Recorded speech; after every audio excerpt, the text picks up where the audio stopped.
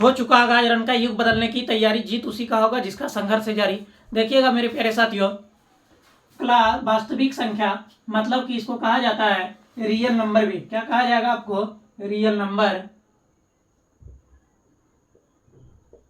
Real number, तो ये आपका हो गया वास्तविक संख्या क्लास 9th के लिए। अब देखिए कोई भी बुक आप उठाइएगा तो आपसे बनने लगेगा, लेकिन मुख्य तौर पर भारतीय वर्ग का बुक से हम बताने का प्रयास कर रहे हैं। देखिए जो पहला क्वेश्चन आपका भारतीय वर्ग में दिया हुआ है 1.1 में, तो लिखा गया है कि पूर्ण संख्या किसे कहते हैं, प्राकृतिक संख्या किसे कहते हैं, सम संख्या किसे कहते हैं, विषम संख्या किसे कहते हैं, भाज्य अभाज्य पूर्णांक, और ये आपको हो गया धनात्मक ऋणात्मक। ये सब अगर जो आपको याद है तो पहला जो क्वेश्चन है आपसे भली भांति बन जाएगा। देखिए जैसे प्राकृतिक संख्या 1 से स्टार्ट होता है और आपको इन्फिनेटिव तक जाता है, और उसी तरह पूर्ण संख्या का बात रहे तो 0 लगा रहता है, वो भी 1 से 0 जिसमें लगा और 1 से स्टार्ट हो, मतलब कि कहा जाए कि 0 रहे और प्राकृतिक संख्या उसमें भी रहे तो वह पूर्ण संख्या होता है।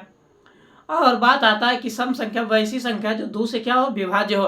तो देखिए जो 2 से विभाज्य हो मतलब सम संख्या पूर्ण संख्या हो सकता है, लेकिन पूर्ण संख्या सम संख्या नहीं हो सकता। ये बात आप याद रखिएगा। अब कहे प्राकृतिक संख्या पूर्ण संख्या हो सकता है, प्राकृतिक संख्या पूर्ण संख्या हो सकता है, लेकिन पूर्ण संख्या कभी भी प्राकृतिक संख्या नहीं होती। अब आगे हम बढ़े तो कहता है कि परिमेय और अपरिमेय संख्या।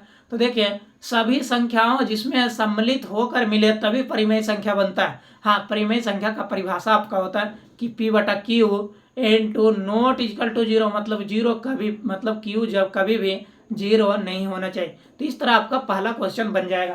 ठीक है, अब दूसरा क्वेश्चन आपका आता है कि घटते क्रम में लिखे और बढ़ते क्रम में लिखे। अगर जो आप पढ़े होंगे असेंडिंग और डिसेंडिंग ऑर्डर, तो ये भी आपसे क्वेश्चन बनेगा। तीसरा क्वेश्चन आपका है कि संख्या रेखा पर दर्शाएं। जैसे 2/3 है तो बताइए ये साइड हम लोग को माइनस रहता है और इधर प्लस रहता है और बीच में क्या लिखते हैं, 0 लिखते हैं। तो 2/3 को अगर जो हम लोग भागा दे 3 से तो बताइए 0.6 हो जाएगा। तो ये आप लिख सकते हैं और उसको क्या करते हैं, संख्या रेखा पर दर्शा सकते हैं। तो ये भी आपसे क्वेश्चन बन जाना चाहिए। नहीं बनेगा दोस्तों तो मेरा जो है ये वीडियो के पार्ट के नीचे आपको लिंक दिया रहेगा, ये सब क्वेश्चन को आप भली भांति बना लीजिएगा।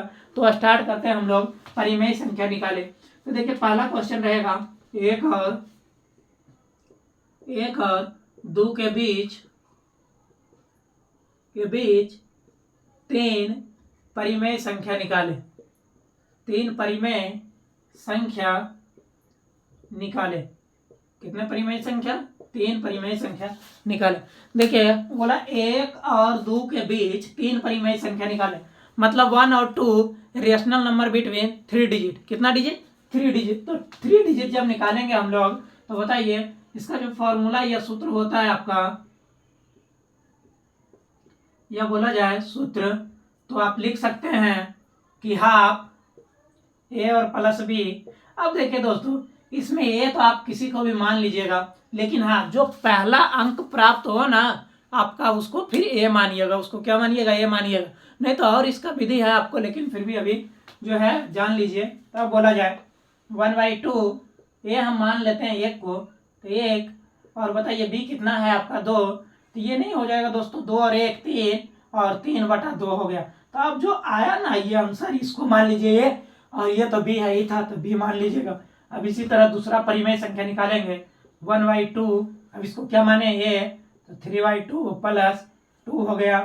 अब यहाँ से क्या कीजिएगा, भिन्न का जोड़ निकालिएगा। तो देखिए हाफ का तो वह हाफ रहेगा ही, भिन्न का जोड़ निकाले तो 2 आ गया। और बताइए 3 का 3। अब भिन्न का जोड़ में क्या सीखे थे, आप बोले थे हम कि यहाँ कमी नहीं महसूस होना चाहिए, मतलब 2 तो 2 2 2 जा 4, तो ये आपको हो गया 7 और y4। तो ये दूसरा हो गया। अब तीसरा आपको बताते हैं 7/4 आया था, ये याद रखिए। तो यहाँ पर फिर लिखेंगे, बोलिए कि 1/2 ए कितना आया था 7/4 और प्लस बी कितना आया था 2। यहाँ पर क्या होगा 1, एलसीएम ले तो ये तो हाफ रहेगा ही आपको। यहाँ पर क्या हो जाएगा 4, 7 का 7 और 4 2 क्या हो जाएगा 8 हो जाएगा। ये क्या है, भिन्न का जोड़, मतलब ऐड टू फ्रैक्शन है आपका। तो ऐड टू फ्रैक्शन निकाल लीजिएगा तो आपसे बनने लगेगा। तो 7 और 8 कितना हो गया 15 और 4 2 क्या हो गया 8। तो ये आपका 3 डिजिट का क्या निकल गया, परिमेय संख्या। 1 और 3 के बीच के मतलब कि परिमेय संख्या आपका निकला, मतलब 1 और 2 के बीच इसी तरह रहा 1 और 3 के बीच, 1 और 5 के बीच, तो आप बड़ी आसानी से निकाल लीजिए। अब आपको एक बताते हैं जो रहता है बटा में। अब एक रहेगा आपको माइनस बटा में, तो ये दोनों आपको बता दिया जाए तो आप बना सकते हैं। चलिए इसी को देखिए हम लोग थोड़ा चेंज कर दें। क्या चेंज करते हैं, यहाँ पर हम आपको माइनस का लिख दें, ठीक है। तो देखिएगा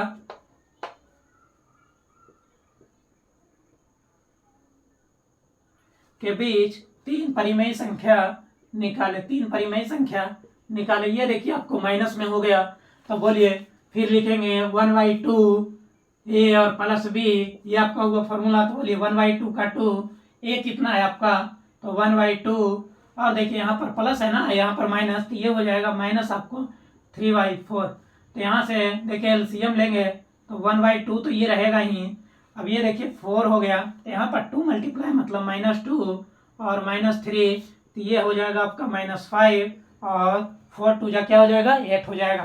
तो जब यहाँ तक आपको बात ठीक है तो इसको अब ये मान लीजिए, तो 1/2 ये जब इसको मानेंगे तो बोलिए 5 और 8 और बी कितना है -3 और इंटू 4। अब यहाँ हाफ का तो हाफ रहा। अब ये बताइए 8 हो गया एलसीएम, तो -5 का -5, यहाँ 2 मल्टीप्लाई होगा तो यहाँ पर भी क्या हो जाएगा -6। तो ये बताइए -11 हो जाएगा, 8 2 जा क्या हो जाएगा 16 हो जाएगा। अब इसी तरह फिर इसको रख दें तो 1/2 का 2 हो जाएगा और ये हो जाएगा -11 और 16 और -3/4, तो 1/2 का तो 1/2 लिखेंगे। एलसीएम क्या हो जाएगा आपका 16, तो 16 ये हो गया -11, यहाँ पर कितना मल्टीप्लाई 4 होगा तो ऊपर भी, तो ये होगा 12 और 12 11 क्या हो जाएगा -23 और 16 2 जा हो जाएगा 32। तो ये आपका हो गया माइनस का। तो इस तरह आप क्या कीजिएगा माइनस का भी बड़ा आसानी से बना लीजिएगा। तो ये आपका परिमेय संख्या हो गया। तो चलते हैं अगला सवाल पर कि देखिए दोस्त, कोई चीज का मैथ सीखने का सबसे बड़ा जिम्मेदारी होता है कि मैथ को आप कभी छोड़िए नहीं।